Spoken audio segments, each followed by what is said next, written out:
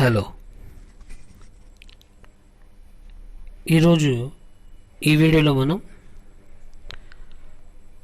Phonetics sounds of ఇంగ్లీష్లో అంటే ఫొనెటిక్స్లో consonant sounds చూద్దాం. ఇంతకుముందు క్లాస్లో మనం సౌండ్స్ ఆఫ్ ఇంగ్లీష్లో సౌండ్స్ ఎన్ని రకాలు అని మాట్లాడుకున్నాం. వాటిలో కాన్సనెంట్స్ ఎన్ని అనేది వాడము. సో ఆ కాన్సనెంట్ సౌండ్స్ ఏంటి, ఆ సింబల్స్ అండ్ కొన్ని ఎగ్జాంపుల్స్ మనం ఈ వీడియోలో డిస్కస్ చేద్దాం. మొత్తం మనకి కాన్సనెంట్ సౌండ్స్లో టోటల్గా 24 ఉన్నాయి. అవన్నీ కూడా ఇక్కడ రాయడం జరిగింది. ఒకసారి చూడండి.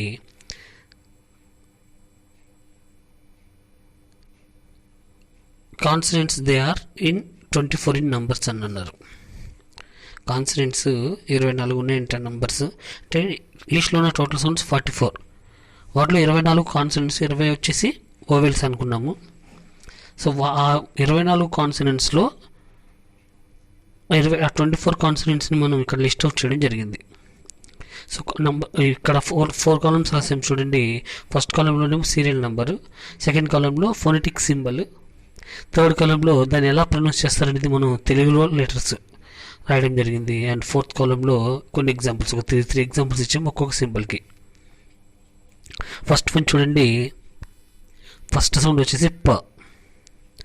ప అనే సౌండ్కి మనం ఇంగ్లీష్లో ఉన్న స్మాల్ పి అనే అక్షరాన్ని ఫోనెటిక్స్లో సింబల్గా వాడతారు, ఫోనిమ్గా వాడతారు. సో ప అనే సౌండ్ కోసం మనం ఆ సింబల్ వాడతాము.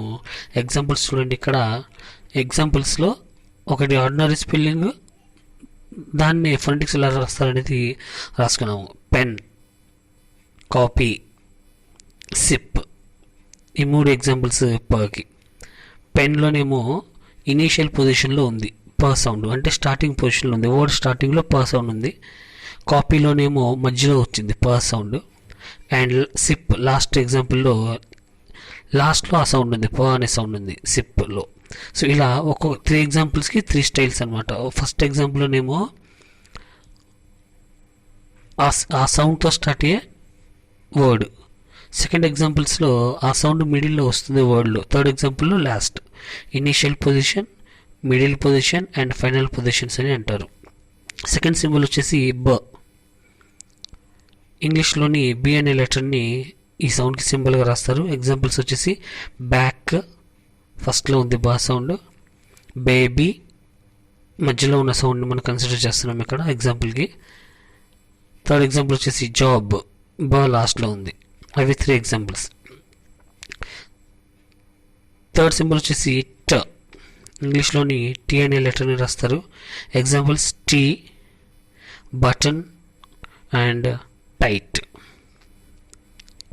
ఫోర్త్ సింబల్ వచ్చేసి డ. ఇంగ్లీష్లోని డి అనే లెటర్ని డా కోసం రాసుకుంటాం. Examples day, ladder, odd. ఈ 3 ఎగ్జాంపుల్స్ ఇవి దానికి. నెక్స్ట్ సింబల్ వచ్చేసి క.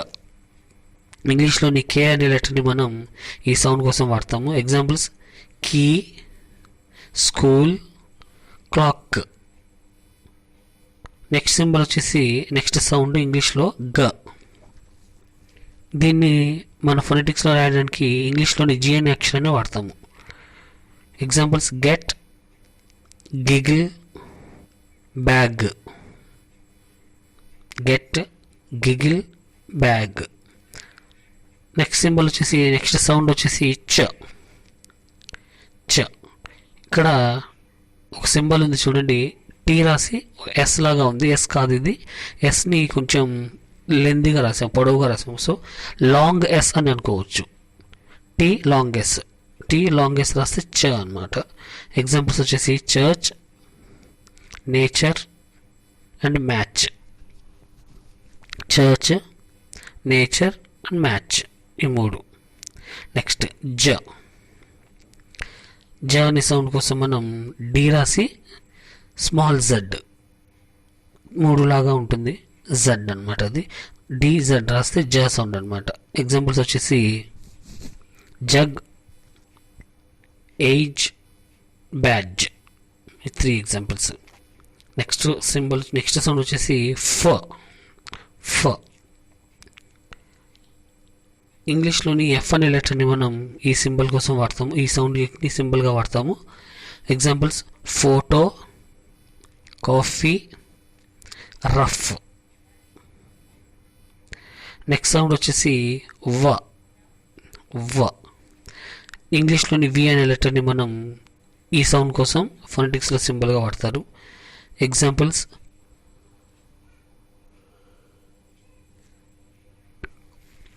View, heavy,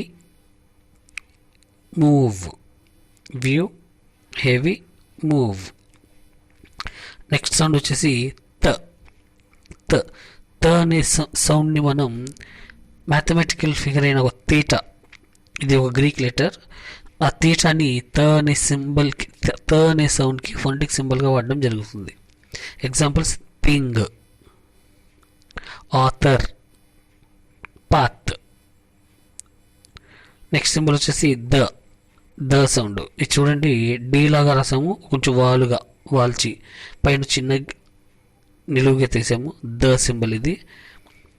ఎగ్జాంపుల్స్కి this, other, breathe. This, other, breathe.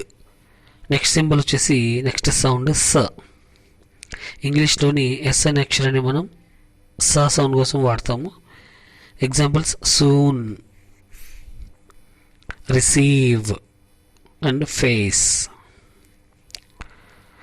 Next symbol 14th symbol ఇది జ.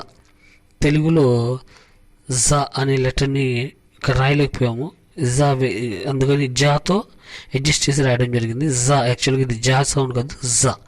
ఇంగ్లీష్లో ఉన్న జడ్, క్యాపిటల్ జడ్ని మనం జా సౌండ్ కోసం ఫొనెటిక్ సింబల్లో రాస్తాము. Examples 0,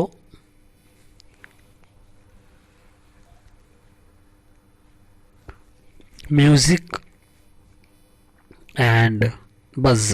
3 examples. నెక్స్ట్ సింబల్ వచ్చేసి 15th సింబల్ ష.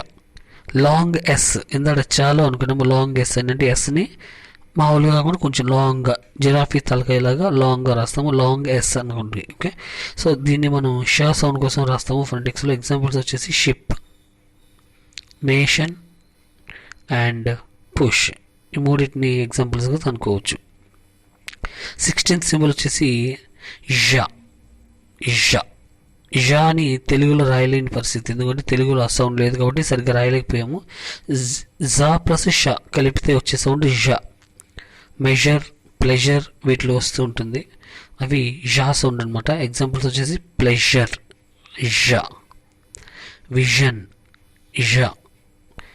రూజ్, ఝ అని దాన్ని సౌండ్ చేయాలన్నమాట. నెక్స్ట్ 17th సింబల్ వచ్చేసి 17th సౌండ్ వచ్చేసి హ అనే సౌండ్ని ఇంగ్లీష్లోని హెచ్ అనే అక్షరంతో ఫొనెటిక్స్ సింబల్గా రాయడం జరుగుతుంది. Examples hot, hero, ahead. అవి 3 ఎగ్జాంపుల్స్ హ సౌండ్కి. నెక్స్ట్ సౌండ్ వచ్చేసి మ. ఇంగ్లీష్లోని ఎం అనే అక్షరాన్ని మనం ఈ సౌండ్ కోసం రాస్తాము. ఎగ్జాంపుల్స్ వచ్చేసి మోర్, MORE, మోర్.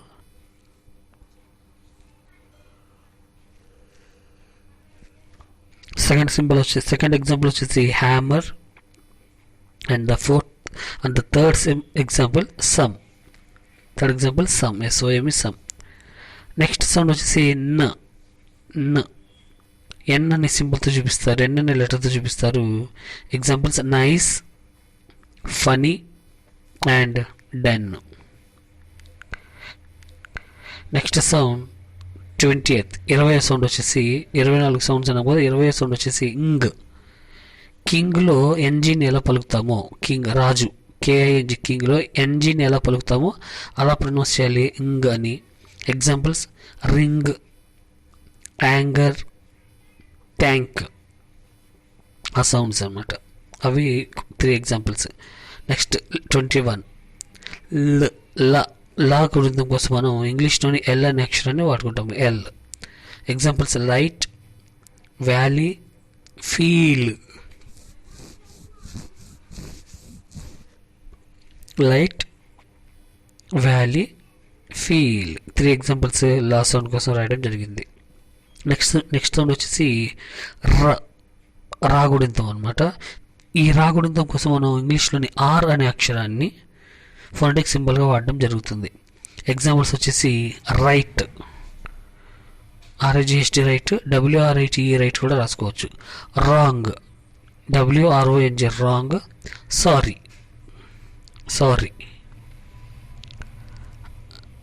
దీనికి ఫైనల్ పొజిషన్లో ఎటువంటి ఎగ్జాంపుల్ ఇవ్వలేదు.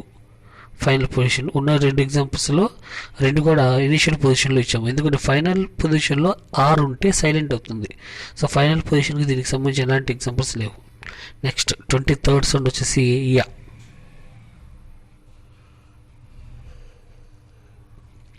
గుణితంతో వచ్చే సౌండ్స్ అన్నీ కూడా మనం ఇంగ్లీష్లోని జే అనే లెటర్తో రాయాలి. యాక్చువల్గా జేని మనం జా సౌండ్ కోసం రాస్తాము, కానీ ఇక్కడ మన ఫొనెటిక్స్లో జే అనే అక్షరాన్ని యా సౌండ్ కోసం రాయాలి. ఇది గుర్తుపెట్టుకోవాల్సిన పాయింట్ అనమాట.